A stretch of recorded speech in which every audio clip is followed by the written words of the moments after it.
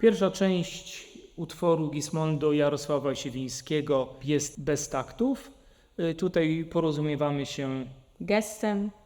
Czasem mamy zaznaczone orientacyjne piony, na których nutach musimy się spotkać.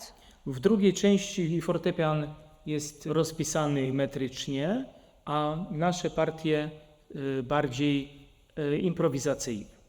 Charakterystycznym zabiegiem użytym przez kompozytora jest w finale ostatniej części użycie swobodnej improwizacji.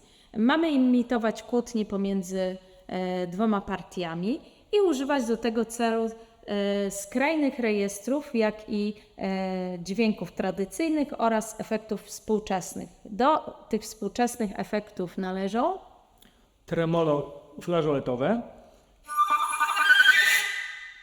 jak również przedęcia